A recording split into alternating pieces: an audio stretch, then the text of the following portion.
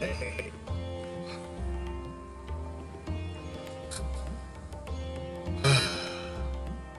Happy times. Not really. Interesting times. Interesting. But it's hard for me not to be happy.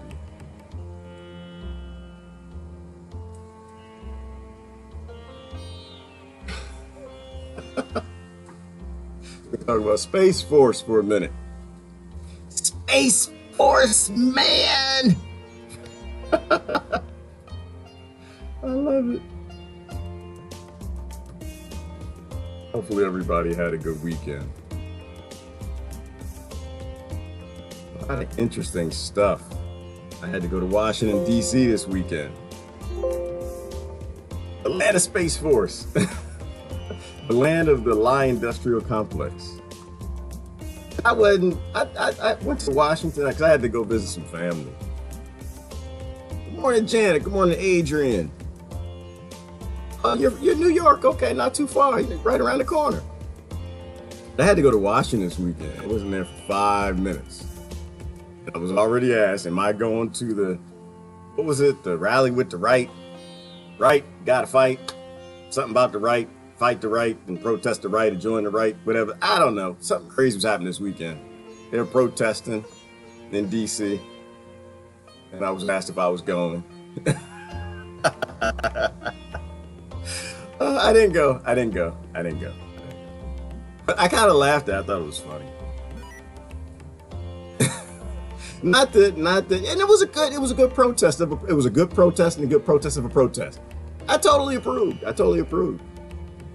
People were allowed to come and speak their ills of a scarce, lying society. The scarcity industrial complex of this planet that generates hate in every community. So it's good. They let them speak, and I thought that was a good thing.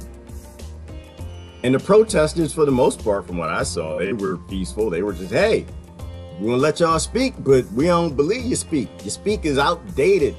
And I thought that was good. But I think we don't really get anywhere until we start really focusing on the problems. The side effects are fun. Don't get me wrong. Side effects are fun. You're purple. I'm green. Let's fight. I think the side effects are interesting, but man, it gets a lot of people killed. A lot of people get killed when you argue over side effects. But I think all of it works together. I think the universe, it unfolds in the way it does for a reason. 29 kids who died in the bus. Well, no, they didn't die. They were murdered. They were murdered by the United States, UK, France, Saudi Arabia. While their people are fighting over immigration and they're seeing spectrum racial colors in people's skin. 7 genes and 26,000 genes, and that's more interesting and more important. That's my only issue with these protests. I thought it ended well, and I'm not saying anything bad about anybody that went. I'm just, 29 kids died, and we want to put white nationalism all over television by you showing up, making the rally insignificant to like world news. Meanwhile, we can't like have a moment of silence and prayer and mourning time in the media for more than 30 seconds and at burying all those kids. That's all I'm saying. I'm just saying that you should let people speak. I'm against fighting against free speech at all times. You got to let people speak. You gotta let the NASA whistleblower speak too. I got this picture behind me. And I don't know if it's real. I don't know. I don't care. Actually, I don't care. I've done videos with flat earth pictures behind me. I don't care. It's like, I don't believe that's real. I don't care. I don't care if you don't believe it's real. Do I believe it's real? I don't care if I believe it's real.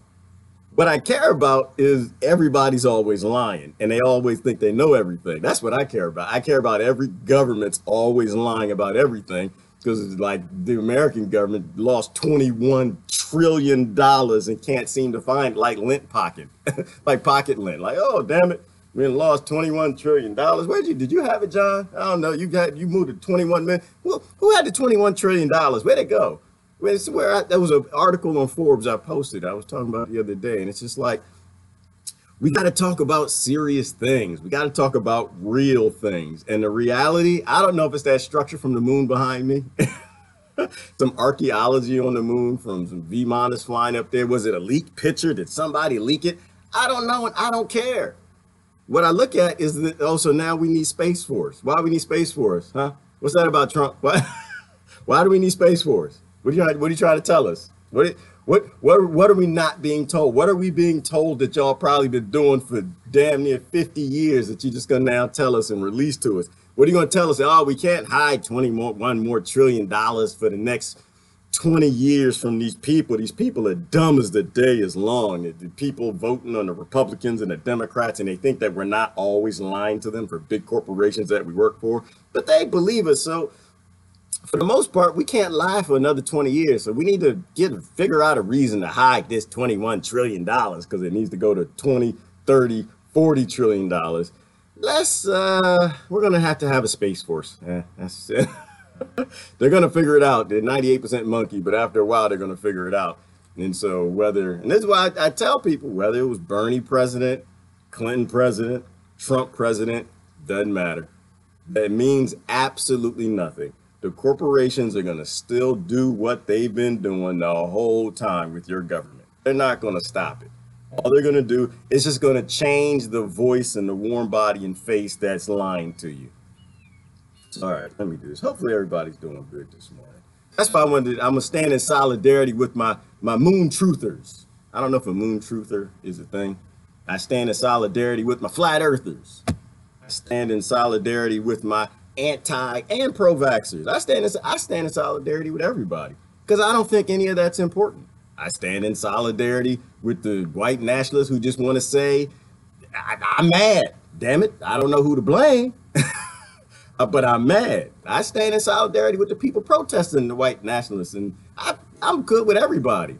I just want everybody to focus on the root problems.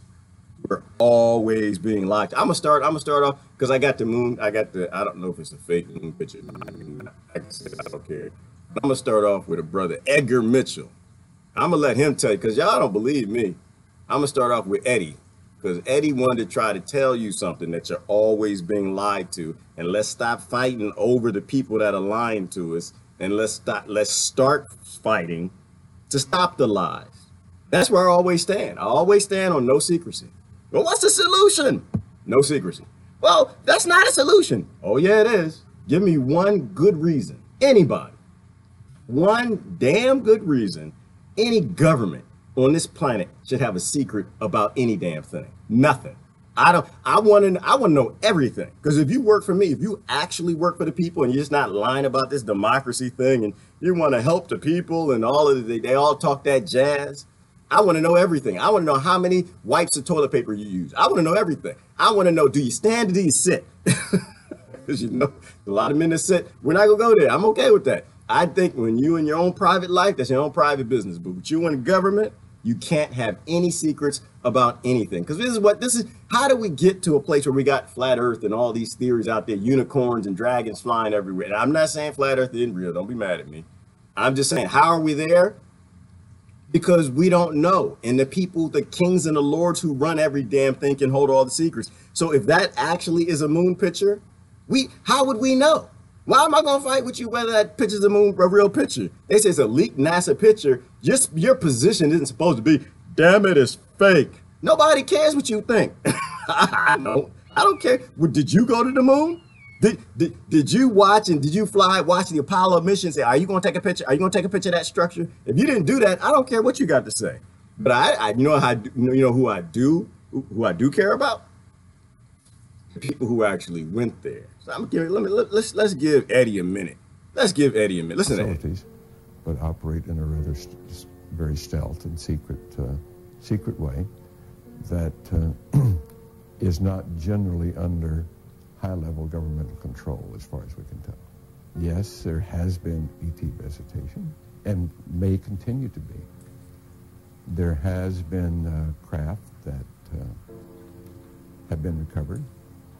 There has been a certain amount of reverse engineering that has allowed some of these craft or some components to be duplicated. and that there are humanoids from our planet, Earthlings, who are utilizing some of this equipment in certain ways. And that perhaps a large part of the activity that's classified as UFO activity, abductions and a whole host of this type of activity, may very well not be due to ET activity at all. I would suspect if any is due to ET activity, it's a rather small part. And that a larger portion is due to humanoid type activity, earthling type activity, in a very clandestine fashion. But is it still a fear of... Well, I will stop short of attaching motivation to this. I don't know the motivation. But if it's normal human motivation, it has to do with power and control and greed and money and so forth. I'll stop there for a minute. We can keep going. But so I know that'll probably hit a few triggers. What is he basically saying? He said a few things I think that's important for people to focus on. So before you start triggering your own little I was born here and I seen this and seen that and I haven't seen nothing else and I've never been to space, but this damn man been to space and he's trying to tell you something. There's a reason why all these astronauts went up there. They came back and they became like these these UFO alien people. Like all this is y'all need to pay attention to what's going on. I default back to there are more Earth-like planets than grains of sand all over the Earth. There are more Earth-like planets in the Milky Way galaxy in an orbit around their sun that could support life that we know of, that our little ignorant 98% monkey brain knows of. There's infinite galaxies. We have no number to count how many galaxies are actually out there. So I don't like to debate those things. You know what I like to do? I like to sit back and say, you know what? I've never been to space. Here is a man, Edgar Mitchell, has no reason to lie to me. Before he went to space, didn't say nothing about no damn UFOs and aliens. Went to space, came back from space. Now he's talking about UFO and aliens everywhere he can go and go to MUFON, all these places. And then he's going to say that, oh, well, there was a craft and we recovered some crafts in these black budget projects and now it's $21 trillion missing. And what you think toilets cost $21 trillion? I think Congress poops a lot from their mouth, but not that damn much. That's why I think I start to look at all the different things that are going on. And so, and even outside of the infinite planets, and it's mathematically impossible that there's not something out there, I think about quantum physics and multiple dimensions. And I don't know what any of it is. I don't even know that Edgar Mitchell or anybody else knows what any of it is. What I do know is $21 trillion missing that we know about. That's what we know about. It's going to be a whole lot more. And now the president's coming out saying we need Space Force. I don't think we need Space Force for satellites. I don't think we need Space Force because we need to go anywhere. I think we need Space Force because we already been there. I think we need Space Force because the other countries are coming here. I think we need Space Force because now they're going to turn that into the next realm of war and devastation and stealing minerals and resources. And I think they're slowly introducing to the people. And if I'm totally wrong, I'm okay with that.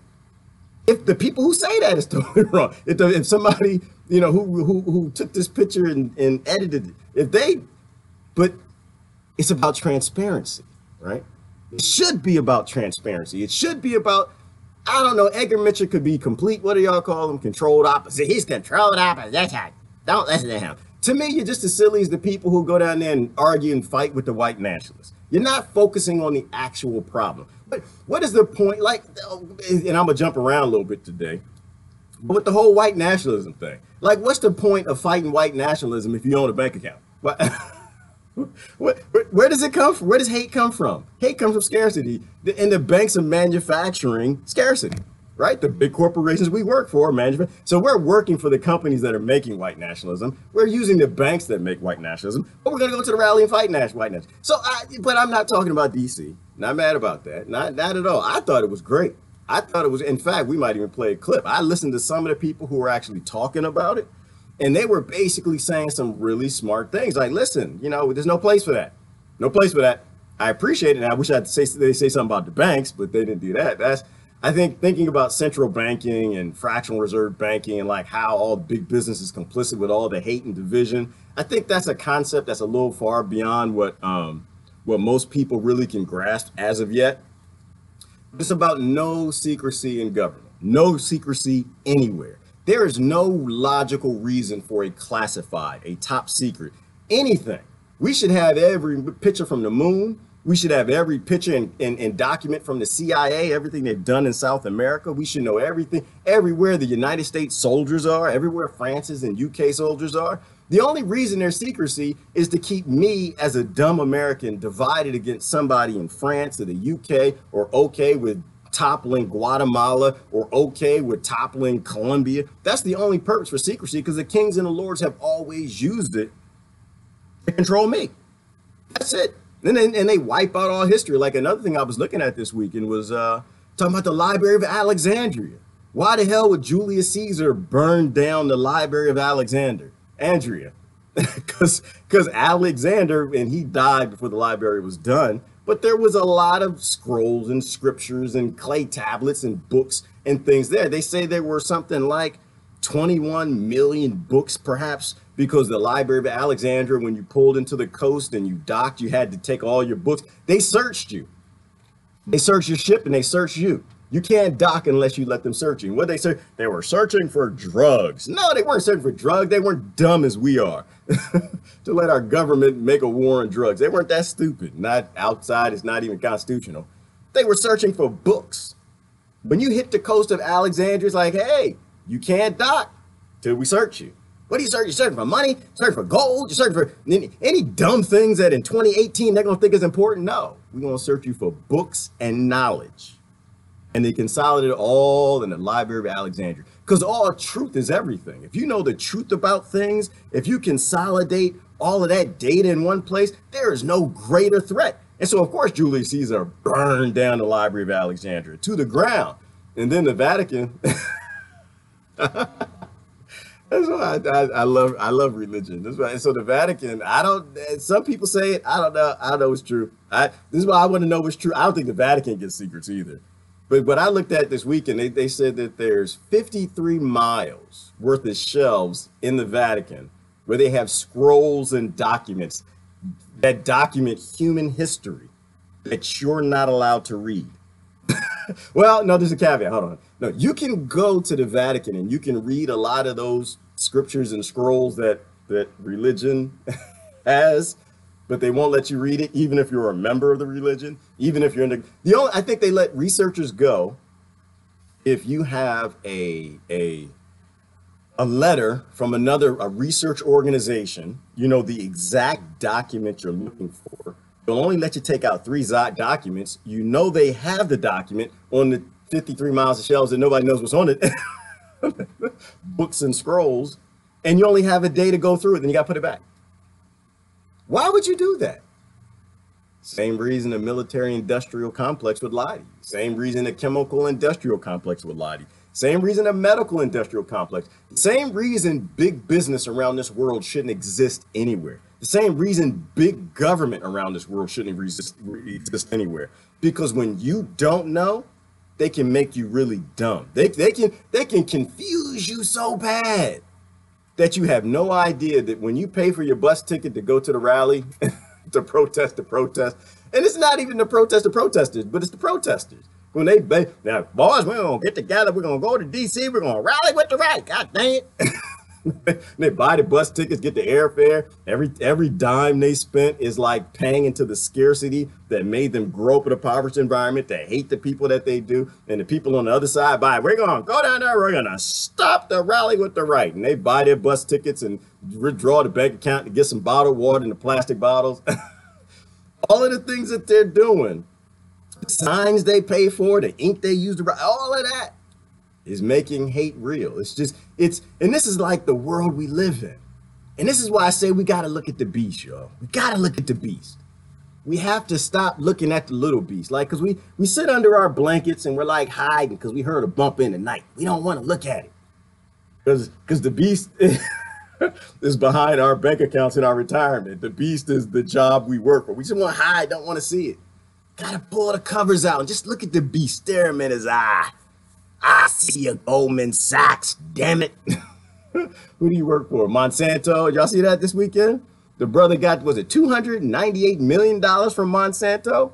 And then the people are like, yeah, it's a good hit on Monsanto. That's what, because they gave him cancer all over. But we've known this for a very long time. The crazy hippies been saying it's a carcinogen. It's a carcinogen. It's a carcinogen. Hey, it's a carcinogen. Because people getting cancer, they dying. It's carcinogen. No, it's not. No, I trust the chemical industrial complex and the banking system. They wouldn't do that to me. My government loves me. He got $298 million from that lawsuit.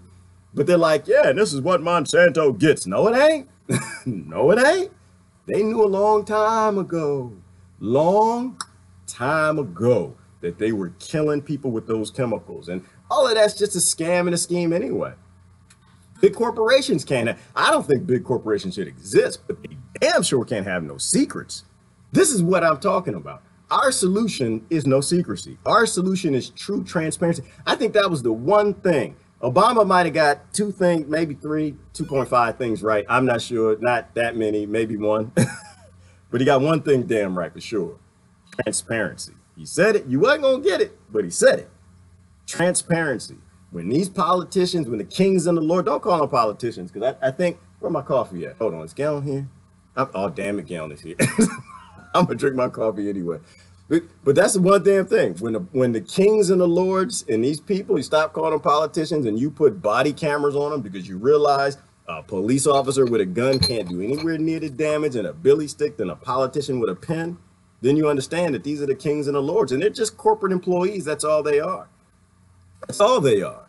People yelling and screaming, well, Bernie, we gotta get Bernie. And the reality is, it's not gonna matter. Not gonna matter one bit. The DNC, the Democratic leadership, they wanted Trump. That's why they put Clinton instead of Bernie, because they knew Bernie was going to beat Trump. And so they set y'all up.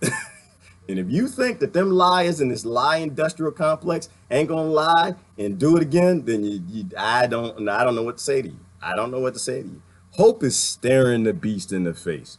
Hope is growing up and just looking at the ugly. We got to just look at the ugly and stop fighting with people who have no reason to lie to us. Edgar Mitchell, what's why when he says these things, he says aliens are real. We didn't recover their crafts. He been to space and flew around, came home and said, don't trust your lying government.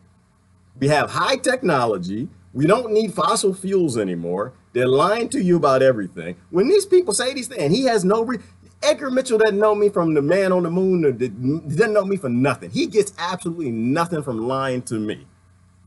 But my government, oh my God, they get $21 trillion for lying to me.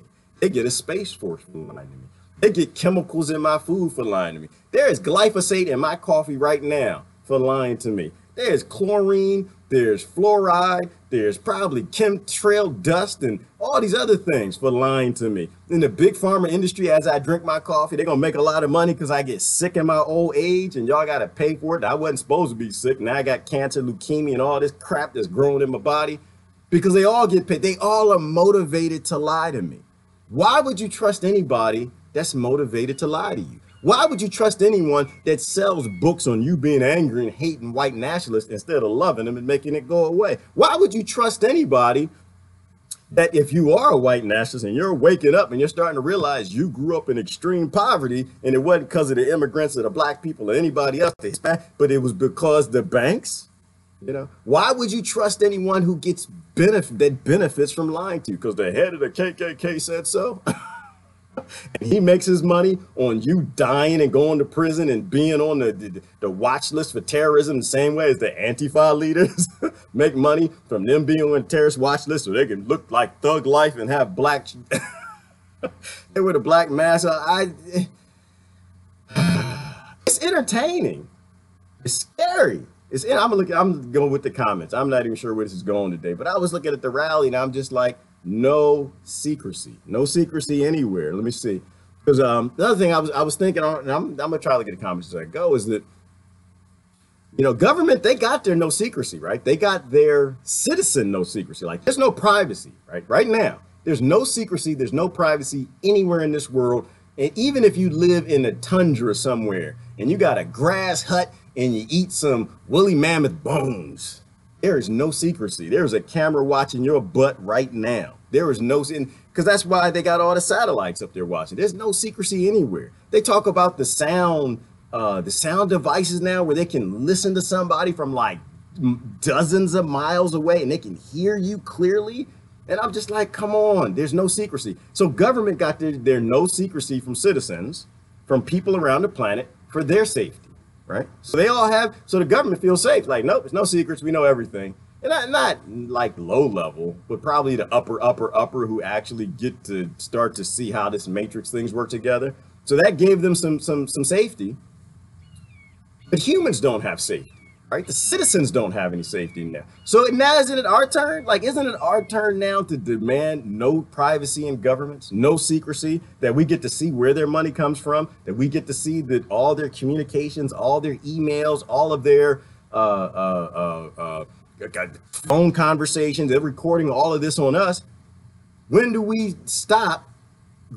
I don't say grow up. That's a rough word. When do we stop and open our eyes and realize that it doesn't mean anything that Julian Assange or Seth Rich or any of them gave up Hillary's emails? But all that matters was the fact that what was the content of those emails. That is highly important if we can see. I mean, imagine this just for a minute. Okay, if you hate Trump, hate Trumpers, listen to me for a minute. Listen to me. If you hate Trump, how good would it feel to have all of his emails? How good would it feel to have him wear around a body camera where you can hear everything he says and everybody he talks to? If you hate Trump, if you hated Obama, how would you feel about having the same thing? If you're in France with Mays and you're in Germany and you're in Saudi Arabia and you got your government doing that, like, how would it feel if you actually have the ability to hear everything they say, know everybody they talk to, and they don't want you to have that? They want you to know only parts of the truths. So you never really know that the leaders of the white nationalists and the black nationalists, they all party together. They're all friends and buddies, homie lover friends. They all sell books together. They go to let's get a debate, before the rally and stuff, they're kissing and hugging and we're going to have an interview. And they get on TV and they start going back and forth. And anytime you tie a person's income and their retirement and the safety of their children in the future to your stupidity, oh man, they're gonna make a lot of money. They're gonna make a lot of money. They're gonna work together. When you sit down and you really look at it, I think somebody's talking about redacted information. When you sit down and you look at the FBI redacted documents on how the white nationalists and the black nationalists and the civil rights leaders were getting together to kill Martin Luther King, they were talking back and forth. When you go read those documents and you see that a lot of it's still redacted, you might actually start to piece together some things. No secrecy, none. But the only way we get there is you stop fighting with the guy that made this picture. I don't know if it's a real picture. You stop fighting with people who say flat earth. They say flat earth, say, okay. I get pulled in every now and then. They'll say something, okay. Like, imagine if everybody got together and said, you know what? No secrecy. No secrecy. Then we can find out if the government actually is working on these energy weapons. We can find out if the government was actually working on, what was it called? Remote viewing? Crazy stuff. And like, I want to know if it's true. I get intrigued by these things like remote viewing, that they get together and they focus on energy and they concentrate, and certain human beings have neurons set up in their head in a way where they can see what's happening. They can tap into some energy and look and see what's happening somewhere else. Like that. I mean, we know that police officers have used that type of, we call them psychics, right? Police officers have used it. The FBI has used it. And now they're saying the CIA and the government use these things to remote view on the moon and other places in Russia and whatever, that they rely on these things. Are those stories true? I don't know. But it's important to know. So the position isn't, no, you're lying. That's not the position. The position is, I want to know if it's true. Get together with that person. Okay, well, how about we stand up for the next political party or leader that says no secrets? Like I was looking, and I posted, it was a good talk by a brother from, I guess he was a Democrat, and he was a Bernocrat, and his position was, let me go back and get his name. I think he was on Chris Hedges' show, and he was talking about a People's Party. And this is not anti-Green Party, and it's not pro-People's Party.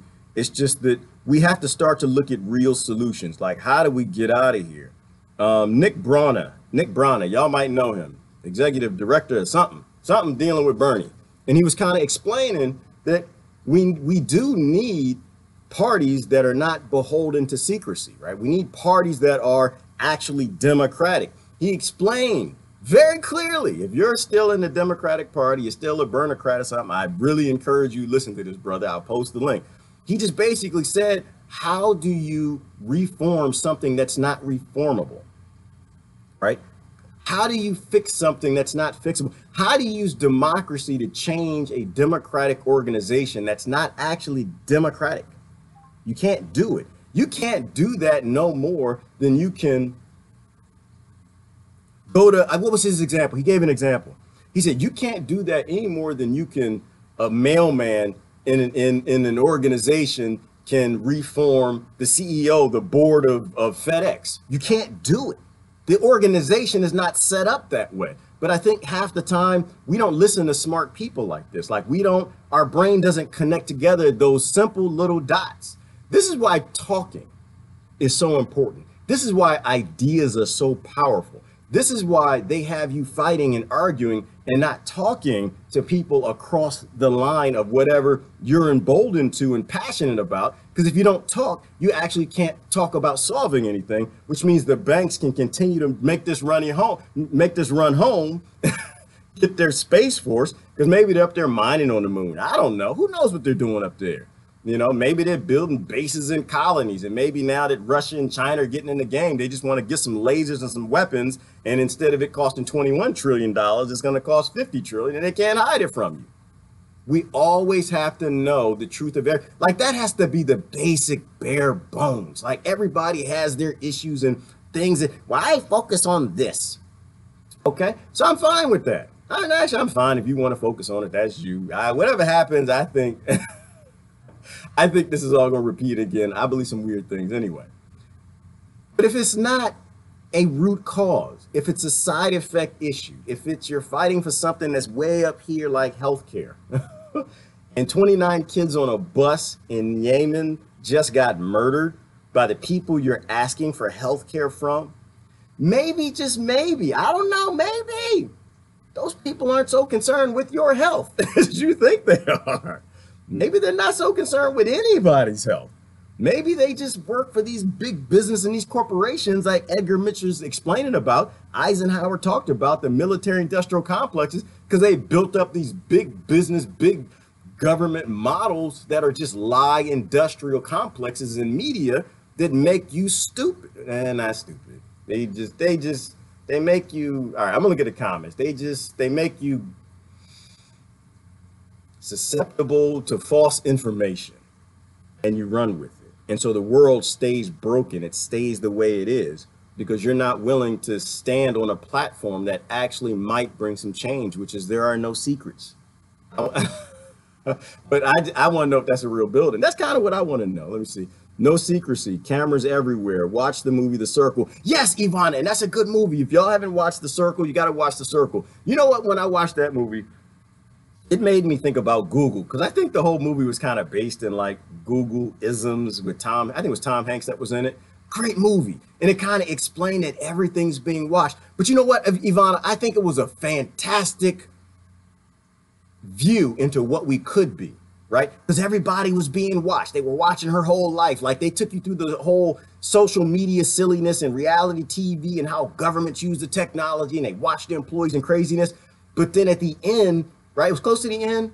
Spoiler alert, if you haven't watched it, I don't know. Don't listen to the next 30 seconds. But in the end, the floating circle that was watching her, it actually showed she was drowning out in the lake, and somebody was able to come save her, right?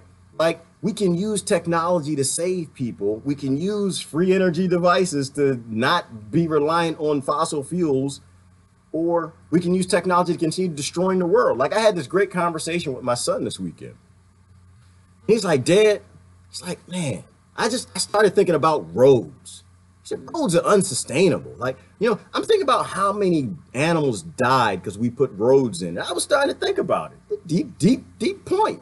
Like, we put roads all over this planet because we're still on fossil fuels. We're still driving combustion engines. We've been past that technology a long time ago. Outside of the top secret, hidden things that all the whistleblowers come up and the energies they say the government has that they got from aliens. Outside of that, multi-dimensional creatures, multi-dimensional sexuality molesters, Alex Jones, whatever it may be, outside of that, if they got it.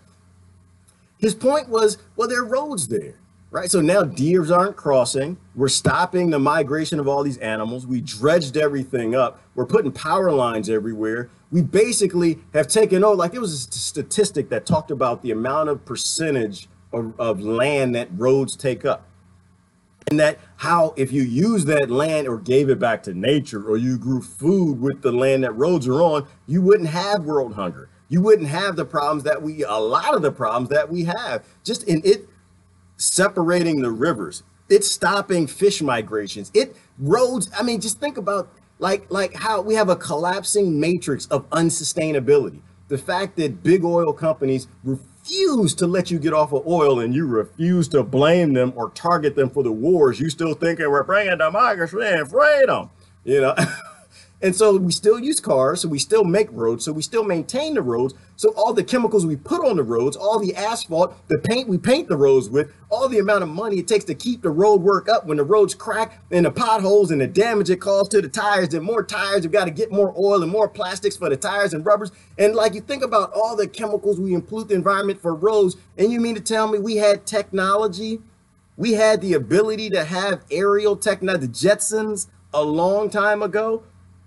Not even the whole, you know, using dark matter and creating spaces and vortexes to pull craft instead of using energy to push them. And outside of that, just using a drone taxi, like Dubai, they have drone taxis. That's what I was posting about that article from a few months ago. They have drone taxis because the billionaires in Dubai don't want to walk on the street with the millionaires. The millionaires are dusty and dirty. They look filthy. Their shoes only cost a couple $1,000s. I don't want to be around that filth. I don't want to walk down on the street with the commoner millionaires. So they got drone taxis to fly them from building to building so they don't have to walk on the street with the millionaires. You 100 millionaires, they don't want to breathe the air that you 100 millionaires breathe. It's toxic and nasty. You're just poor. Like, I mean, think about the world we live in. We could have done that a long time ago. We could have utilized drone technology instead of murdering a bunch of kids on a bus in Yemen to fly you from your house to your job, to fly you from your job to your house, to the Walmart, to the wherever it is you gotta go. Green energy. And you can give the roads back to nature. Give the roads back to the wolves. Give the roads back to the buffalo. Give the roads back to the butterflies, the bees, the hummingbirds, all the things that build up an ecosystem. Give the roads back to but because we can't do root cause analysis, because we can't do critical thought, because we can't focus on this matrix of our stupidity on one level, just breaking down into so many massive stupidity matrices that end in a place where we got to fight white nationalists. In Portland, Oregon. All right. I'm not really sure where that rant came from. But yeah, my kids, they ask me some great questions. I'm like, damn, that makes some sense. Because we're driving on these roads, we're using all this gas. It's a hybrid car, it's part electric, but still we're using all this gas to drive on this road, and people taking care of the roads, the grass on the side of the roads. Like in America, I don't know about your country, in America, when you're driving on these highways, like every, 50 miles, sometimes every 10 miles, you'll see a big tractor. Like they got this big John Deere tractor with the big blades for cutting the grass, just to cut the grass on the side of the road. This is how ignorantly, unsustainably stupid we are. But this whole breakdown in the matrix of all of this stuff that doesn't work because we let big corporations and governments have secrets that we don't say, you know what? All of your truths, all of the truth belongs to the human race. It doesn't belong to you. It's like, I just had a moment. Crocodile Dundee said, belong a Mick. Belong a Mick. He went walkabout on his land. That's an old movie, Crocodile Dundee. Belong a Mick. It doesn't belong a bank. It doesn't belong a military industrial complex. It doesn't belong to big chemical companies. It doesn't belong to anything. It belongs to people. Belong a human. But you got to be human first.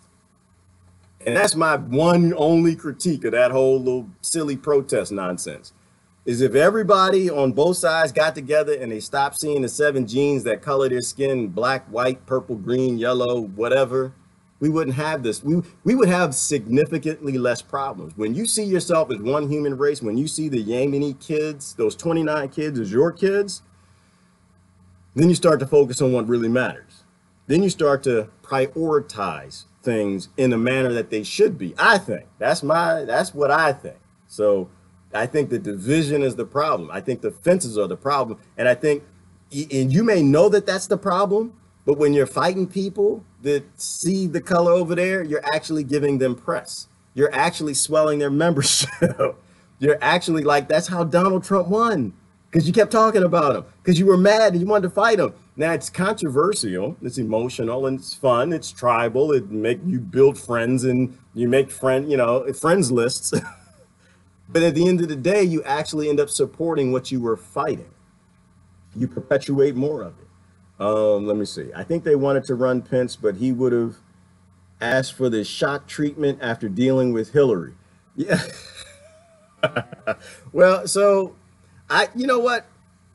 I think the thing about Pence is he's just a regular true blue Republican. Like, he's just a regular sellout Republican Democrat. I think they're all the same. And Pence wouldn't do anything different. So I'm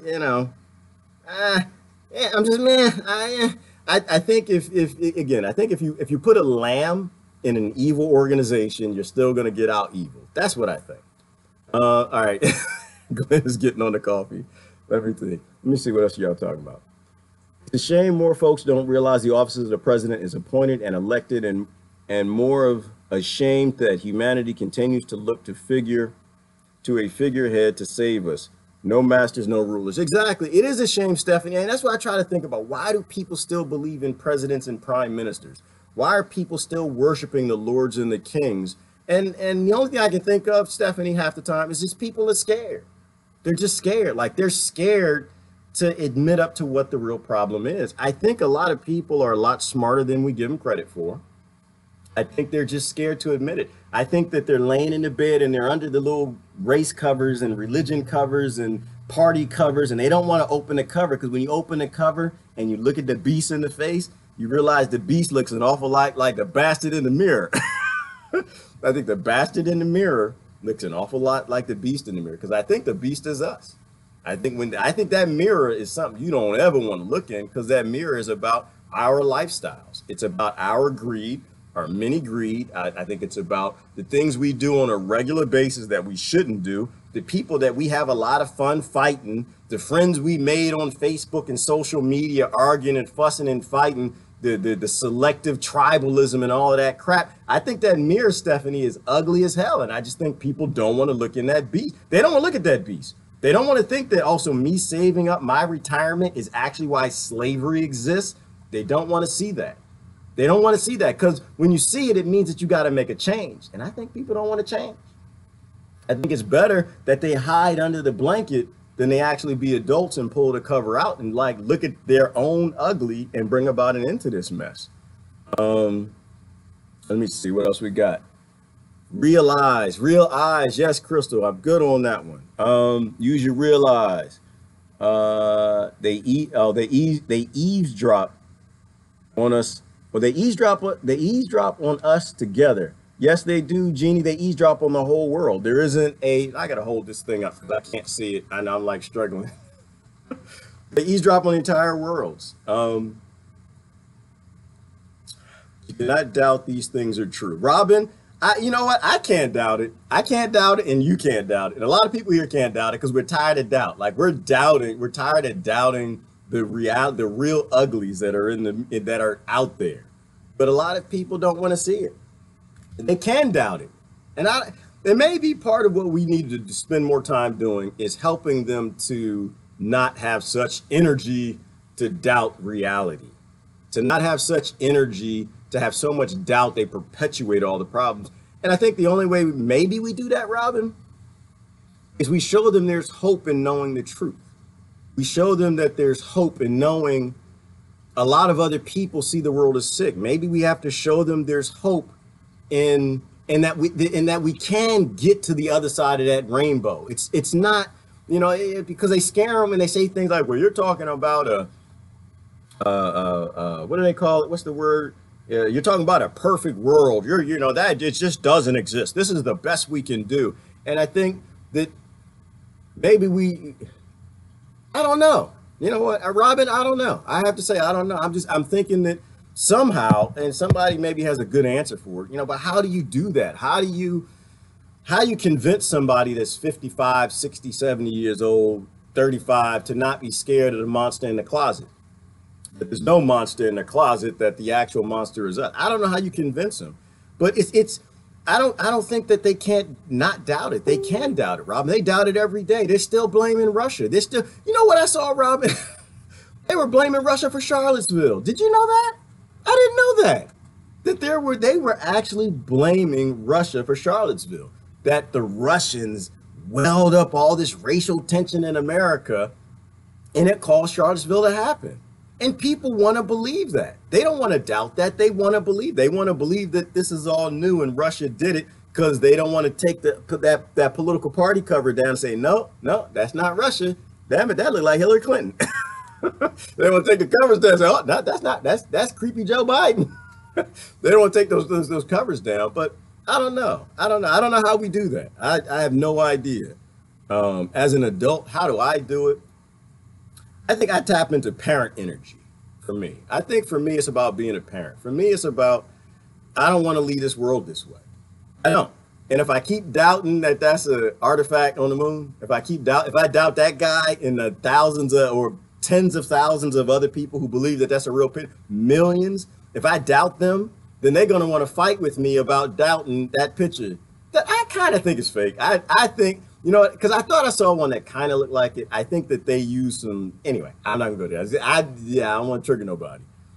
If those millions of people who believe in that picture aren't busy fighting with me because they're emotional and they're passionate and they want to believe that that's true, and they're fighting with me, they're not gonna fight with their government. And I need them, and that's, okay, let me be fair, that's kind of mid-tier too. They won't be fighting with the banks, and we need them fighting with the banks. If the white nationalists have black nationalists to fight, then and Antifa and everybody else, they're not going to be fighting with the banks. They're going to be fighting with Antifa and the people fighting them. And if Antifa has white nationalists to fight, then they're going to be fighting them.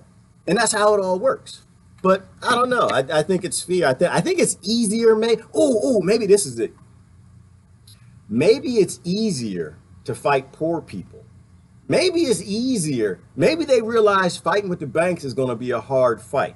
It's going to be a fight that's going to hurt. It means they can't have their PlayStation 22 sitting in their drawers playing that all Saturday afternoon instead of rubbing their wife's feet. Maybe that's what it is. Maybe that's a fight. They don't want to fight that fight. Hell no. Get a 2x4 and a urine balloon, go down and fight some white nationalists. That'll work. But damn it, I'm not going to fight to not being able to sit on my sofa because I can't play my Sega Genesis 98. All right, let me see. How about getting away from politics altogether? That might be it, Adrian. Maybe that's it. Maybe that's it, but we say that. We tell people this isn't politics. None of this is politics. Like, politics is above and beyond murdering 29 kids on a bus. That's not political. There's nothing political about that. And anytime you find somebody who's like politicizing, oh, well, bad things happen in war, they're a psychopath. That's not politics. That's called murder. It's not politics. It's murder. You are either complicit and okay with it, or you're not. That's it. That's murder. You know, so it's not politics, but I don't know how to say it, Adrian. Maybe you got a better way to if you know, because I think that's how you get people to stop doubting. Like, people don't like to be called no murderers. They don't like to be called that. And I think we got to keep it basic, simple, stupid. If your decisions are violent ones, then hell no, I'm not going with you. Hell no, I ain't going to go. Are you, because this is my protest. This is my protest requirement. We're going to go protest something. So, okay, we're going to protest somebody doing something stupid. Number one question. Are you with a group that's doing something stupid? That's the number one question. We're going to go protest violence. You're going to go protest violence? Are you a group that's being violent? Okay, if you are, then I don't like wasting my time. I have a lot of things to do with my time. I have a whole bunch of things I got to do. And fighting with fascists to fight other fascists, that's not. Fighting with popular fascists to fight unpopular fascists? No, I'd rather sit back here and laugh at it. I'd rather laugh at it. And I'm not saying anything about DC. Again, I thought it was fantastic. Actually, if anything, I'm going to say something positive about DC. It actually gave me a little bit of hope because it was a peaceful protest. It gave me a little bit of hope. I was happy to see that people showed up, and instead of throwing urine balloons and using 2x4s to piss off the Nazis, if they were, I don't know if they were, half the time the people show up to these rallies, they lie about and the media says it. So maybe somebody was there could say something who was actually there. Maybe it's just a patriot prayers, praying to Republican Jesus. It might have just been that, you know, so I really don't know who was there. I thought I saw some Dixie flags, and that doesn't bother me. I grew up watching Dukes of Hazzard. I don't care about no damn Dixie flags. Shut up. So I don't know who was there, but it was good because, you know, I'm gonna see if I can find the lady. She gave a, I don't know if I can even find it, but it was so back in history. I was watching the news this morning. But effectively what she just said is, she said her point was, you know what, I'm here because this is no longer acceptable. And I appreciate that. I think that's what's different about today, which makes today possible to change everything. Because you don't see a bunch of just black folks standing up to white nationalists. You see a bunch of what y'all call white folks standing up to white nationalists. So that was good. It was a step in a nonviolent direction. Take the next step and just accept that race it's a figment of colonizers' imagination, and they put it on you, and you still keep that concept alive today, which is why a big part of fixing the planet is decolonizing the planet. You know, breaking down those borders, go to trade wars, but breaking down those borders. What else we got? System structure rules. Heading out to finally resign from local nonprofit board for 25 years. Hard to change stuff from the inside. Good point, brother Glenn. Good point. You can't change it from the inside. If the system is based in corruption and greed, you're right. You can't change it from the inside. You have to be on the outside to change it because the system is based on you being corrupt. That's why I'm not a Democrat or Republican, because you put somebody in, they could be nice as they want to be, and they get in there and they're going to do corrupt stuff. So I think you change things from the outside, which is why I think we need a paradigm shift. That's why we have to talk about the 29 kids on the bus. And there's something special about the number 29 too. I was talking to Debbie about that. That number 29's been used at various times, and maybe there is something special about that number. I don't know. Biblically, they say something special about the number 7 and 666. I don't know any of these things in numerology. What I do know is if we keep it simple, stupid, basic, and just say murder and corruption, then we don't get lost in this whole democracy and we're here to help. You're not there to help. You're there to be violent with your own violence. Needed a blast of truth today, even though it hurts. It always hurts, Glenn, brother. It always hurts. It always hurts. It hurts because you want to know the truth. It's supposed to hurt. Real life hurts. Maybe have we gotten to a time, Gail, where as adults we don't like things that hurt anymore? We don't like our boo-boos. We don't sharp things and hot things. We don't like our boo-boos, and so we want our government to protect us from the boo-boos. We want them to lie about the boo-boo. We want them to so no, you know, we're not doing anything bad anywhere. And we're fighting for democracy, and we're freeing people, and we're feeding the poor. Like the statistics where they say that life always gets better, that there's less poverty, there's less scarcity, and there's less homelessness, and there's less, like, how they produce that. Sometimes I wonder about that. Sometimes I wonder if they just manufacture this stuff to make us feel like the boo-boo ain't there. Like, no, ain't no boo-boo. Look, mom, ain't no boo-boo on me. What's that? I remember there was a Band-Aid commercial where the kid was singing about the boo-boo. That's my age. I'm getting old. I know. That's probably my age. And maybe they do. They like to hide the boo-boos. You know, and as adults don't want to see the boo-boo no more. I think we got to see the boo-boo. I think we got to see the boo-boo. If you can't see the boo-boo, how can you clean up the boo-boo? You got to see it's got to hurt. It's got to hurt. The truth is supposed to hurt. The truth is you're supposed to lose friends. You're supposed to lose family. When like lies run your society, when your society is based on murder and violence, the truth is supposed to hurt. The truth is supposed to separate you from some people, right? That's the reality of it. But people don't like things that hurt. As adults, we don't like pain. We want to be protected by the boo-boos.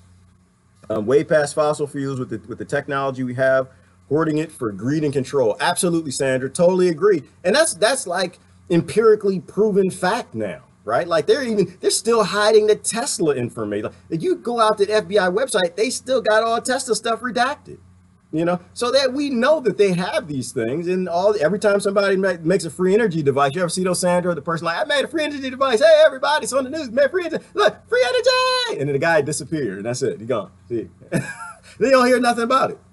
I remember, Sandra, in a textbook as kids, it was one of old raggedy textbook, late 70s, early 80s.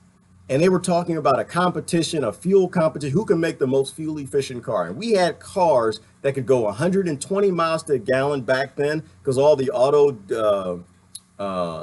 industry, they were all competing who could make the most fuel efficient engine. And the winner made the car went like 120 miles to the gallon, and it ran on cooking oil. And it was the craziest thing. Where did all those motors go? Where did they go? Because we don't focus on real problems. We focus on the emotional ones. We focus on the passionate ones. We focus, and that's why race is in the news and you can't get anywhere away from it. They promote it all the damn time, both sides. Why? Because it's emotional. It triggers you. You feel if you're this color that you got to stand up for that color. If you're this color, you got to stand up for yourself and your kids in the future. If you're this color and that color had more than what you had coming up, now you're mad at that color. And they focus everybody on all this emotional BS that actually has nothing to do with protecting the people you love or yourself. Lies, no secrecy in government. That's the political party I think that needs to be open worldwide. I think around the world, you need to have a party that comes forward in every single country on every continent that stands on a basic truth of no more lies from government. Nowhere. Every database is open, it's online, it's public. Every conversation, every meeting, no closed doors. No more of this king bull. No more of this queen stuff where we can get behind and we can plan at the round table with Sir Lancelot and talk. No more of that. And I think that's the beginnings of what actually might make some changes. When we say no more secrets at all. You work for us. You don't have the right to have any secrets. If you have an FBI, a CIA, a Homeland Security, a KGB, an MI760 007, we need to know everything. Every mission they go on, everybody they talk to, everybody they spy on, everybody they shoot. Everything that they do, so we as a public around the world, 7 billion people can say, no, that's wrong. You're not doing that no more. You topple somebody's government. We're done with that. We're done with you. Who supported you? We're done with all of y'all. Y'all need to go into empty trash cans. That's what your aptitude is for. Because I'm done with it. Like, I'm done agreeing that a person that makes a decision, a violent decision, should be anywhere in government. If you're okay with violent decisions, you're de-evolved. That monkey brain still controls you. The reptilian brain still controls you. We're 98% monkey, and damn it, you're tapping into too much of that 98%. You shouldn't be running anything. You should be painting rocks. You know that you should be. We're gonna paint love on rock. Love, support, strength, evolution. You should be painting garden rocks for people. That's what you should, until your brain triggers the fact that we evolved past violence a long time ago. There's no reason war should exist. War only exists because we're too stupid and we keep voting for people to go in government who make decisions based on violence. That's why 22 kids were murdered on the freaking bus. And one of the stories that got me, I posted it about the 29 kids, was one of them, his father was talking. The boy was 9 years old. And this is why I posted a comment the way that I did. I said 29 kids were killed on a bus. I'm gonna misquote myself. This is fake news, but I said something like this. 29 kids was killed on a bus. Doesn't matter what country they're from. Something like that. Because that's how we need to think about things. We need to think about things from a global perspective. Not globalism, from a global perspective. 29 children were murdered. We need to not only find out who did it, and we know who did it. We need to find out who funded them, and we know. We need to find out where the weapons came from, and we know. And we need to shut it all down. That's what being human is, not being selective. And this is why I'm saying, like, somebody, one of my friends said it to me. I love him to death, but I got a little angry with it. It's just like, I'm fighting against white nationalism because right now I just got to fight for my people. And I'm just kind of like, your people. Who are your people? Well, African Americans. I said, oh, man. You know, and you love people, you really don't know what to say to them. You just kind of like, you know, I get what you're saying, but how do you feel when 29 kids get murdered in Yemen? Like, are you willing to let that continue to happen? Like, because we're too privileged in America. Way too privileged, way too privileged. I know somebody ain't gonna comment, he talk about white privilege. No, I'm not. No, I am not. I'm talking about privilege. I know black folk that got a lot more money than you. I don't care who you are. If you're watching this video, you are poorer than some of the African Americans I grew up around. So stop it. We're too privileged. We're so privileged that we don't care about those 29 kids. But one of the father's stories, you know, his son was 9 years old, and his son wanted to, because his son usually was going to the mosques, right, on a daily basis. I guess it's summertime there too, and they're doing their vacation Bible school thing, and the vacation Quran school, if that's a thing. I don't know. I might be saying it up. I love y'all. I know. I'm just, but you know, and he decides, no, Dad, I'm gonna go swimming. I want to go swimming. And his dad didn't want him to go. And Mom said, no, let him go, let him go. And he said, well, Mom wants to let him go, so we let him go. And of course, not long after the bus left, they heard the shells, they heard the explosions. And his neighbor came in and said they targeted the bus. And his son was on the bus too. And this is what gets me, right? This is why I think we can make a difference. Because we know now. We didn't know before. If this was us 30 years ago, they would have said all radicals were on the bus in Colombia, and they stopped the radicals. And the parents there would be like, no, they were our kids, and we wouldn't know. We didn't have the internet. We didn't know. Now we know. Now it's time for those of y'all who don't have ice hearts, right? Those of y'all who aren't triggered by all this racial silliness and all of this religion silliness and just have fun fighting with people on social media. Now it's time for people to tap into that human bone. Now it's time we can make a difference, people, because we know now. If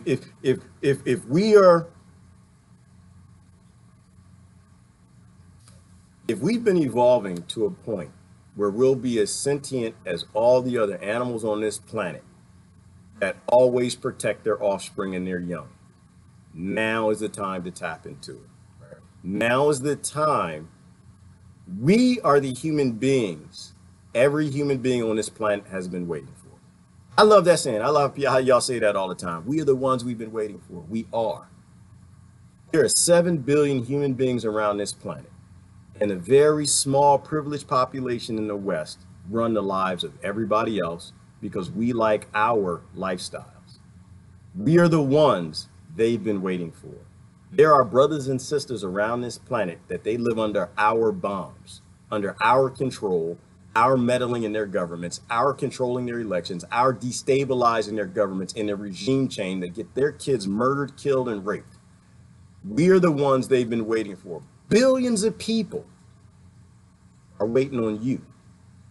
What you gonna do? What are you gonna do? What's more important to you? Is it more important that you, I don't know, get another raise and make another $150,000 in the next couple years? That most important to you? You know, supporting your corporation, even though you work for Monsanto and the chemical companies and things. You know, when I think when you really start to look at how all this ties together, that's why I walked away from it. I walked away. I could have been making a big salary. I was heading in a great direction. I was a consultant. They started flying me places internationally, working with the Fortune 500. I could have been making a lot of money. But I decided my kids were more important. They're more important. I decided that their future is more important than my greed. I decided that, you know what? Maybe I should be driving an old truck. You know, maybe I shouldn't keep driving this sports car. You know, maybe I am the problem. And I took the blanket off of my face, nighttime, scared of the noises in the closet, and I started looking at that monster in the face. And the more I looked at that monster, the more I realized that monster was me. I think we are the ones we have been waiting for. I don't know who invented that, who came up with that, but that's a great quote. Man, that might be the one that does it, people. That might be the one. Hey, Carolyn on YouTube. The reality is that 6 billion people think 1 billion truthers are being political conspirators because we want to make a different world. Yeah. You know, I don't know that it's 6 billion people, Carolyn. I would think that the majority of people on this planet know what's going on. I think it's a whole lot less than that. I think I think it's only in the hundreds of millions when you really talk about the people who control or have the ability to control governments. I think that there's a whole lot less commoners than we think. I think the billions of the people around this planet, they probably get what's going on. They see the drones and the bombs and the military and the troops. I think they get it. So I think there's a whole lot less people than that. And I know it's a whole lot less than 1 billion truthers. There's definitely not 1 billion truthers though. But I think your percentages are right. Like, I think that, you know, they think that they still see conspiracy. They still see conspiracy because they look at these pictures, right, Carolyn? They look at this and like, that's not true. Let's fight over that. They see conspiracy. And I think you got to be, you have to be a bit deeper than that. You don't want to see that. And if you just tuned in, you think, oh, is he talking about the moon picture? No, I'm not. I'm talking about something philosophical. We need more philosophers. I'm not, but we need more philosophers again. When you look at the white nationalists, when it's not, I'm sorry, I'm stopped with the white nationalists, even the black nationalists. I'm gonna stop with that for a minute. When you look at hate, do you see the source of the hate or do you see the hate? Right? When you look at this picture, do you see a conspiracy or do you see, you know what? Maybe it's somebody who just wants to see the real picture. Maybe it's just a pile of rocks. But we don't ever get the real picture because NASA never lets it download directly to the public because NASA's a part of all of this nonsense. Maybe the hate isn't a problem and we shouldn't write signs that say stop the hate. And we should write a sign that says stop the bank. Take money out the bank. Put your money under your mattress. Invest in solar panels. Buy from green local businesses. You know, I think they do get lost in the conspiracy. You know, you're right about that. They get lost in the conspiracy, and we just have to stop. The truth sometimes is stranger than fiction, but sometimes the truth is just true and it's boring too. It's Banks. It's just Banks. The truth is boring and it's cliche. It's love, right? Just said that. Start the love, right? Yes, start the love, because I think love is the right answer. I posted that. That was a quote of mine a long time ago. I posted a long time ago. I said and I probably got it from somebody else, to be honest with you. I don't know. I watch a lot of stuff, but no matter the problem, the answer is always love. Always. Doesn't matter the problem. Brother, I got a problem. Sister, I got a problem. Your first spot is love. That's the, all right, hang on. Oh, hey, oh. Before you tell me your problem, let me put on my love shoes. Get your love shoes on. Sounds cliche, but it's real. Because when you got those love shoes on, now the next thing that they start to say to you, I'm sick of these immigrants. These immigrants are coming in, taking my job. What should you be thinking? This man's racist. No. The love shoes will tell you it'll tell you to look to the root. This man has a problem. He lost his job. He doesn't make enough money. He can't survive. Why? You know, look, start digging in. Like, that's what love does. And this is why I'm saying the answer is always love. Because the answer, when you have that love in you, you're not adversarial. You don't want to fight with people. You don't want to get popular arguing with them. You don't want to turn on your camera and do a selfie with them and say, look at this racist man I done found. He hates immigrants and stuff going on. When love is in you, your first position is, man, how can I help you? Like, what's got you so angry that you would be mad at somebody that's running from drug dealers that are running their government, running over your border? What would make you so angry at somebody who they can't live in Afghanistan no more because they're bombing? What makes you so angry that you would turn on families that are just knocking at our door for help? What makes you so angry that I see you got a cross on your neck, on your necklace? You say that you love this Jesus Christ thing. What makes you so angry that you would act like worse than the people that refuse to let them immigrate? You know, what makes you that angry? That love, you got to put on your love shoes. I agree, absolutely. It's always about love. Let me see. I'm missing some comments. Let me move down. This thing starts moving pretty fast. Transparency worldwide. Yes, Samantha, we got to have transparency worldwide. And we got to say it and repeat it and repeat it and repeat it and repeat it. Samantha, we can't stop. We have to keep pushing it, because what we make viral, which is why I appreciate y'all liking, subscribing, sharing, all that great stuff, is, you know, what we need worldwide is to make viral things that actually solve problems. Political parties don't solve problems. Politics don't solve any damn problems of any damn significance. Not when corporations run all the politics and politicians and nations and banks. But solves problems are real solutions. When people know the truth, then all the people can get together and make a good decision. But when everybody has selective truths, you can get them fighting each other over crazy stuff. No more government. The very term itself is to control the mind. Anarchy. You know, Crystal, like I said, every day they're making me more of an anarchist. Every day. Y'all get together, rally with the base, unite the right. They start yelling at stuff like, you know what? This government thing isn't working out. It's not, because this is making some of the most intelligent people I know with degrees from Yale and Harvard and Stanford, degreed up to wazoo, people I used to respect. And this government thing is making them blithering idiots that I love to death, but it's making them real stupid. And if you can take people I used to respect because they were some of the most, they were just intelligent people I was scared of. You know, somebody so smart, you walk in a room like, oh, damn, hell no. Like you at a party and everybody breaks up in their room. Like every now and then I go in the room with the intellectuals and I go over here. The other brother, I used to go in this room, this brother be in there. He was deep. Like he was a savant, mathematician, guy worked with my pop. He started talking. I'm like, oh Lord, I think I'm smart. You're like, no matter how smart you think you are, there's always somebody's a hell of a lot smarter. I get in that room, I turn around, run the other way. Like, oh hell no, you too smart. Take people that are just so smart and just lose them. Just make them lost in humanity, lost in love, lost in everything. But that's what the lies do. And this is why we have a lie industrial complex that runs this earth. And the colonizers set this thing up in some matrix webbed down through all these corporations and industries. Because if you give very, very smart people only partial data, you can make them do anything. That's Eddie Bernays. We can go back to that. So yeah, they're making me more lean towards anarchy every day. It was a round table. It was a round table for a reason. Why, Jay? I remember that. It was a round table for a reason. Oh, yeah, that's right. So all sides are equal. Ah, Brother Jay always come with something deep. You know what? I got to say something about Brother Jay and Emmers for a minute. Oh man, these two of the one of the most smartest, two of the most smartest brothers I know. Hit me the other day. I forgot where I was. I think I was watching a Thai video, and somebody said it. They said something that one of y'all said. I give both of y'all credit for it. I don't know who said it. They always, you know, smart people say smart stuff. I don't know who said it. I mess up everybody's quote anyway. He said there's a difference between a captive and a slave. And that blew me away. Oh, blew my mind. Think about that. There's a difference between a captive and a slave.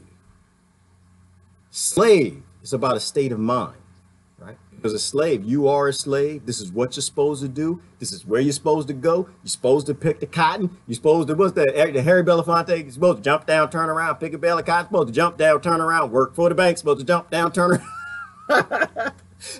Jump down, turn around, take my vaccine. Supposed to jump down, turn around, do what to say. I'm sorry, I just made that part up. Hare Belafonte is the mind of the slave, the people who believe in it. People want to save for that retirement. They make slaves. They teach the kids. They say, oh, no, you're not supposed to run away. You're supposed to stay here on massa. Get a job, go to college, make a lot of money. Don't worry about the slaves working further out deep in that field in the Congo, mining them, the coltan in the mine. Don't worry about them. Don't worry about those kids and 29 kids on the bus that were murdered. You go make your money, baby. You go get your job. There's a mind of the slave. There's a difference between a slave and a captive. Be a captive.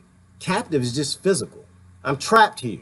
I'm trapped here. And this is why I tell people every day I'm a sellout. I'm a sellout. I'm a sellout. I'm a sellout because I bought this coffee. I'm a sellout because I own this laptop. I'm a sellout because I got this ISP. I'm a sellout because I live here. I'm a sellout because I have a bank account and I spend money. I'm a sellout, but I try to sell out less every day. I'm a true captive. I am physically trapped in a nation in a colonized world that forces me to do the things that I do, and I hate those things. I hate the cold tan that's in this cell phone. I hate it, and I want to change it, and it makes you angry. It does, but it gives you what you need. Be a captive. This is why y'all blew me away with that statement. There's a difference between a slave, being a slave, and a captive. A captive doesn't raise no slaves. A captive is methodical. A captive understands that they've been captured. And understand that they want to train in their kids to not be a captive too. And we just sit back. Y'all remember that Cat Williams Tiger video? I always go back to that. Love that Cat Williams Tiger video. Sits back. Says, what is a lion in a zoo? I have to post the link. If somebody else can post it if you got it. That Skitty did. He said a lion in the zoo. He said you supposed, oh, it's a tiger. Tiger. It's a tiger in the zoo. If you do a search for Cat Williams Tiger, it'll come up. What is the tiger waiting on? The tiger knows that this stereo ain't a rock. The speaker ain't a rock. The tiger knows it ain't. The tiger in the zoo just sitting there, just waiting. He knows that you just a big bag of jelly and fat that he just wants to put in his belly. But he'll sit in the zoo. He'll eat that kibbles and bits. He'll sit there, he'll chew on that. But he'll watch you and just wait. Yeah. You ever come on in here? The difference between a captive. I don't think you got any slave tigers. I think all the tigers are captive, because every time you see somebody who wants to commit suicide by tiger and they go to the zoo and they jump in the cage. I watch these videos on the weekend. Oh, don't ask me why. I don't know. And I was young. My brother, he gave me Faces of Death, and we watched that a lot. Watching animals eat people. But every time somebody wants to commit suicide by tiger, suicide by lion, they want to go run and jump in the cage. The tiger will show you it's a captive. The tiger will show you, I know who I am. Now, y'all humans might be confused. Y'all humans might be running around here getting jobs, teaching your kids that this is a good thing. They're supposed to wear chains and they're supposed to pick cotton and they're supposed to fix the cotton gin. Tiger didn't raise no captives. Like, listen, baby, we locked here. They didn't capture us and they got us behind these bars. But the minute you get a chance, where you can bite the hell out of that bank and rip it to shreds, what you're supposed to do. Mental slavery, somebody said. Who's that? Jeannie? Absolutely. It's mental slavery. And that's the difference. And y'all blew me away. I'm sorry, I just spent 20 minutes on Jay and Emmerich. If y'all don't follow Jay and Emmerich, y'all should follow them. Highly intelligent brothers. Highly intelligent. Powerful. I had to make a meme out of it. Blew me away with that. Be a captive. Know what you are. But better yet, let me clarify though. I want to clarify. I don't want anybody be led astray. Understand that you are a captive human being. You're not a captive African American. You're not a captive Irishman. You're not a captive British. You're not a captive Aboriginal. Or you're not a captive. You are a captive human being. My God, if people start to think that they are captive human beings in a colonized world, when the slave mind and the slaves, when they start getting the shame they deserve, when the billionaires, when they start getting the shame they deserve, the little greed and the big greed holding this system up, that's when it's going to happen. That's what's going to happen. People, they you know, so listen, I believe in nonviolent solutions. I think we can do this without violence. I think we can change the world. I think it would be very easy to do if we have the right numbers, which is why I think those of us who've evolved out of violent solutions are pushing for changing things now, right? Because the violent people who run this world, they run all these societies, they don't want a peaceful change. They don't want a peaceful transition. I think that they need to get rid of a lot of human beings. I don't believe in a depopulation conspiracy theory. I believe that the kings have always depopulated when it was too many of the citizens. When there were too many citizens, too many of this tribe that you brought in and you trapped, and they were getting a little rough, you depopulated them. You sent the military to kill them. So I don't think it's a conspiracy theory that governments get to a point, these billionaires say, you know what, it's too many of them. So if we stay this route, the solution will be violent. There's no question. There is no question at all. That's why people ask me, is it time for revolution? No, it's not. I don't think we have to. I don't think we have to do any revolution. Again, all of these are systems. They all stop when we stop using them. When we get rid of our slave mentality, when we stop being slaves and we start being captives, we understand, you know what? I don't need the big house. Don't need the fast car. Don't need none of that. I need a car. I need to repair it. I need to buy things local. I need to probably spend as little money as I can. I need to not try to pile as much money in the bank as I can. I need to feed people when they're hungry. I need to give things away. I need to do things for my neighbors. When people get that mind of a captive that we all got to work together and we're captive human beings, this whole thing will collapse on its own and we'll all be fine. We'll look out for each other. But you got to be a captive, and you got to be a captive human being. And you got to let go of your tribalism. Taxpayers in the West is the Fourth Reich. Exactly, Rebecca. We are the Fourth Reich. Thank you for that. We are. That's why I have no interest in fighting neo-Nazis in Washington, and I'm a Fourth Reich contributor with the IRS. How does that make any sense that I'm fighting the peaceful neo-Nazis in Washington, but every day, every year, I send my violent taxes away, and then they lose 21 million. they lose 21 trillion. It's a running number. Somebody needs to keep tabulation on the Fourth Reich numbers. It's like $21 trillion they got. They lost. Makes no sense whatsoever. Love is all we need in credit unions. Yes, love credit unions, get away from the big banks. And if you got to deal with the bank, you don't know where to put your money, can't figure it out, you need to find yourself a small local bank. Now that small local bank still has ties to the big bank, but start walking away. Start walking away. Stop watching the news.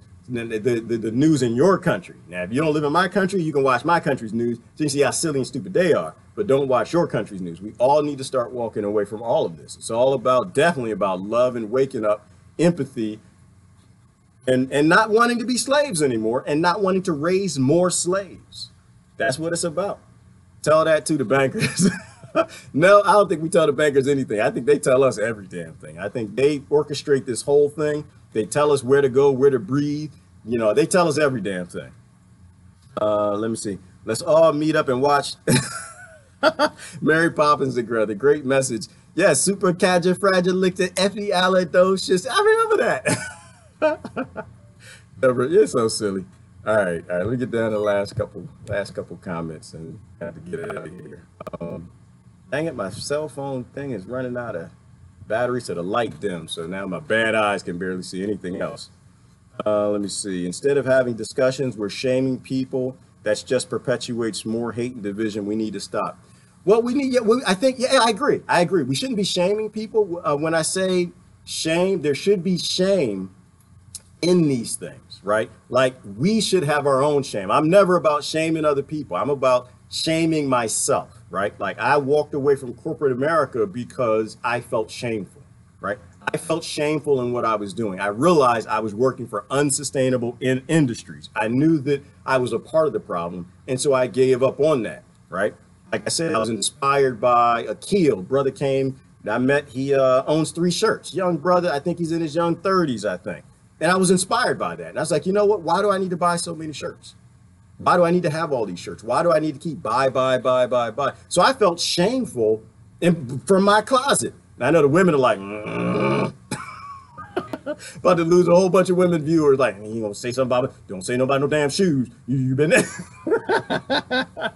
Got the shoe closets. Oh my God! Don't. He better not say I better stop buying no shoes. He better not. Don't even touch them shoes. Listen, I don't tell people what not to buy. You do your own thing. But when we have shame and our complicity with being captives, then I think that's when things start to change. You keep your shoes if you want. I didn't say give your shoes away. I didn't say be a minimalist and give a bunch. But I ask you this. Let me ask you. I ask you this. I'll put it this. Oh Lord, he about to get in trouble. He about to talk about the women in their shoes. Oh, this brother, he about to get off. That's when some real black helicopters gonna be up here. Start talking about women in this. All right, I'm gonna stop. Let me stop. But Brother Johnny come up here, I get in trouble. So when you meet a woman who doesn't have any shoes, maybe you should give her a pair. Maybe. That's what I'm saying. I'm saying It doesn't matter what the question is. The answer is always love. Like I'm gonna share something with you. I was supposed to end up for a minute, but my son hit me. He hit me with it. We're sitting in the car. We have these discussions when we go. I'm crazy. I'm a crazy pop. When we take a road trip, we took a road trip this weekend. We don't listen to, ooh, shake your booty, ooh, shake your booty, ooh, shake your booty. We don't listen to that crap. I'm sorry, we don't do that. You know what? I didn't put on my AC/DC or nothing. I don't listen to my rock. I don't listen. Sometimes I might have a little Nora Jones. Like that's weird. I got weird kids. They'll put on like, they'll put on some music I don't think that they know. Like, Dad, you used to play Al Green all the time. That's all we listen to is Al Green. But so anyway, we had a long, good, deep discussion, and he hit me with something I wasn't really even prepared to hear. Kind of got a little emotional. He said, Dad, and I don't know how we got on the topic. We were talking about a whole bunch of stuff. But he said, I think we're talking about scarcity and we're talking about homelessness. And he said, yeah, Dad. He said, because my kids, I'd let them go spend a lot of their summertime with their grandparents. They got grandparents in New York. They got grandparents in Maryland. He said, yeah, Dad, we were riding around with Grandpa.